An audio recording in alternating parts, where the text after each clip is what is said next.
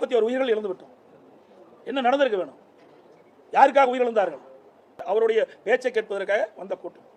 அந்த ஆதரவு கூட உங்களால் சொல்ல முடியலையே. இவரை கட்சி நடத்தி என்ன செய்ய போறீங்க? தாய் தமிழ் உறவு அனைவருக்கும் எமது வணக்கம். இந்த காலையில் நம்ம எதை பற்றி பார்க்க போகிறோம் பார்த்தீங்கன்னா, கொடி பறக்குதா? இந்த கொடியும் பறக்குது. கூட்டணி வரப்போகுது. வரப்போகுது. எப்போங்க? யாருங்க கூட்டணி? வரப்போகுதுங்க, சொல்லுங்க, பொறுமையாக இருங்க. வந்துடும் சொல்லுவோம், பாருங்க.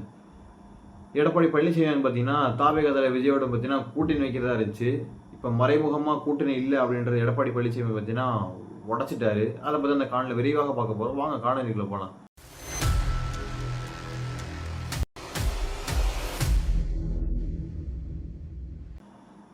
என்னன்னா, நம்ம தாவேக தலைவர் விஜய் அவர்கள் பார்த்தீங்கன்னா எடப்பாடி பழனிசாமியை கூட பார்த்தீங்கன்னா கூட்டணி வச்சு 2026 தேர்தல் ஜெயிச்சலான்னு பார்த்தாரு. எங்கே போனாலும் டிவி கட்சி கொடி தூக்கிட்டு போகிறேன். எடப்பாடி ஐயா போன இடத்துக்கு போகிறான், கொடி தூக்கிட்டு போயிட்டு ஐயா அப்படின்ட்டு இருந்தாங்க. அவருமே வரப்போகுது, பொறுமையாக சொல்லுவோம், இருங்க அப்படின்னு சொல்லிக்கிட்டு இருந்தார். ஆனால் இப்போ அவர் என்னன்னு பார்த்தீங்கன்னா, நேற்று ப்ரெஸ் மீட்டில் ஒரு உண்மையை கேட்டிருக்காரு. இதெல்லாம் நிறையா பேர் கேட்டு முடிச்சுட்டாங்க. ஆனால் இப்போ தான் அவருக்கு தெரிஞ்சிருக்கு அந்த உண்மை. இப்போ தான் அவர் கேட்டிருக்காரு. என்னென்னா, எடப்பாடி பழனிசாமி பார்த்தீங்கன்னா 40 இறந்துருச்சு. யாரை பார்க்க வந்தாங்க? உங்களை பார்க்க தானே வந்தாங்க. நீங்கள் ஆறுதல் தெரிவிக்கல. ஏன் ஆறுதல் தெரிவிக்காமல் போனீங்க? ஏன் பனையூர் போனீங்க அப்படின்னு சொல்லிட்டு பழனிசாமி அவர்கள் பார்த்தீங்கன்னா நேற்று கேள்வி கேட்டிருக்காங்க. இதெல்லாம் பார்த்தீங்கன்னா நடந்து 120 நாள் ஆச்சு. பழனிசாமி ஐயா அவர்களே, கரூர் சம்பவம் நடந்து 120 நாள் ஆகி போச்சு.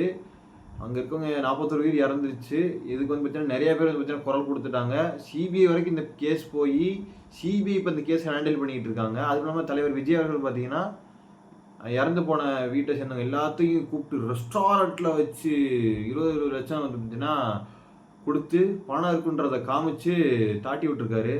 இதெல்லாம் இப்படினாலும் தெரியாமல் இருந்தீங்களா எடப்பாடி பழனிசாமி அவர்களே? எனக்கு தெரியல. இப்போ பார்த்தீங்கன்னா கேள்வி கேட்குறாரு. நேற்று கேட்குறாரு, இன்றைக்கு 41 உயிர் போயிருச்சு, நீங்கள் ஆளும் தெரிவிக்கல, உங்களை பார்க்க தானே வந்தாங்க அப்படின்னு சொல்லிட்டு கேட்குறாரு. எடப்பாடி பழனிசாமி அவர்களே, இன்றைக்கு உயிர் போல.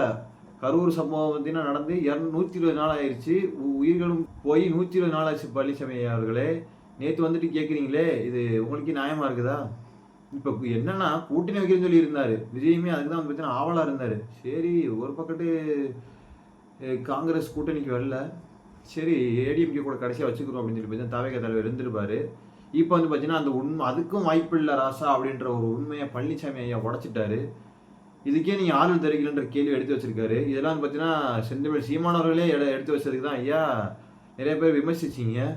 இது காரணமே இல்லை, விஜய் காரணமே இல்லை, விஜய் வேலை எந்த தப்புமே இல்லை, இது பண்ணது புறமே பார்த்தீங்கன்னா டிஎம்கே செந்தில் பாலாஜி மொளாப்படி தூங்கினாங்க, லைட் ஆஃப் பண்ணி விளையாண்டாங்க, விஜய் மேலே கல்ல விட்டு எறிஞ்சாங்க, டிரான்ஸ்போர்ட்டில் கரண்ட்டை பிடுங்கி விட்டாங்க, லைட்டே இல்லை அப்படி சொல்லி முட்டு கொடுத்துக்கிட்டு இருந்தார் எடப்பாடி பழனிசாமி ஐயா. ஆனால் அவரே பார்த்தீங்கன்னா 40 போயிருச்சு, ஆறுதல் சொல்லாமல் போயிருக்கீங்க, நாங்கள்லாம் போய் ஆறுதல் சொன்னோம், மற்ற கட்சியில் ஆறுதல் சொன்னாங்க, நீங்கள் சொல்லலை அப்படின்ற ஒரு கொஸ்டின் மார்க்கை எடுத்து வச்சுருக்காரு.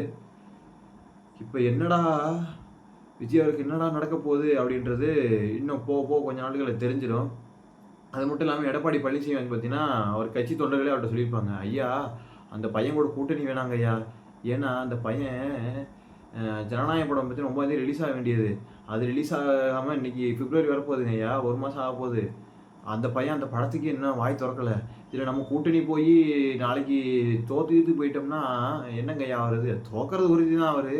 இதில் நம்ம கூட்டணி போய் தோற்று போயிட்டோம்னா என்னங்கய்யா பண்ணுறது அப்படின்னு சொல்லி யாரும் சொல்லியிருப்பாங்க போல். அதுக்கப்புறம் எப்பா சொல்கிறதெல்லாம் உண்மையா எங்கே எடு அப்படின்னு சொல்லிட்டு நேற்று பார்த்தீங்கன்னா இப்படி மாற்றி பேசியிருக்கிறாரு. இத்தனை நாள் வரைக்கும் விஜய் கூட பக்கபலமாக பேசிக்கிட்டு இருந்தவர் இன்றைக்கி பார்த்தீங்கன்னா அப்படியே ஆப்போசிட்டாக திரும்பி கேள்வி எழுப்ப ஆரம்பிச்சிட்டாரு. இதை தான் பார்த்தீங்கன்னா செந்தமிழ் சீமானவருமே கேட்டார். அதுக்கெல்லாம் பார்த்தீங்கன்னா பெரியசாமின்றவர் இல்லாத பொல்லாதெல்லாம் கேட்கக்கூடாது, விஜய் காரணமே இல்லை அப்படின்னு சொல்லிட்டு இருந்தார். இப்போ பார்த்தீங்கன்னா எல்லாரும் ஆப்போசிட்டாக மாறிட்டாங்க அப்படியே. அதுலேயும் குறிப்பாக என்னென்னா, கல்யாண சுந்தரம்லாம் பார்த்தீங்கன்னா மக்கள் மன்றத்தில் விஜய் காரணமே இல்லை அப்படி இப்படின்னு பேசிக்கிட்டு இருந்தார். ஆனால் இன்றைக்கி அப்படியே ஆப்போசிட்டாக அவங்க போய் திரும்பிட்டாங்க. விஜய்க்கு தான் என்ன நடக்க போகுதுன்னு தெரியல. விஜய் பார்த்தீங்கன்னா நண்பர்களே, கடைசியில் கூட்டணி வராமல் என்னை தனியாக நிற்க விட்டாங்க, பரவாயில்ல, என்னோட தொண்டர்கள் இருக்காங்க, பார்த்துக்குருவாங்க, நான் நிற்கிறேன், சின்ன வேறு கிடச்சிருக்கு அப்படின்னு சொல்லிட்டு தான் அவர் நிற்கணும். வேறு வழியில் பழனிசாமி வந்து பார்த்தீங்கன்னா கையை விரிச்சிட்டாரு. இன்றைக்கி வந்து பார்த்தீங்கன்னா பழனிசாமியோட உண்மையான முகத்தை வந்து விஜய்க்கு காமிச்சிட்டாரு அப்படின்றத அந்த காணொலியில் சொல்லிட்டு இந்த காணொலி இதோட முடித்துக் கொள்கிறேன். உங்கள் கருத்துக்களை பின்னோட்டத்தை தெரிவிங்க. நன்றி.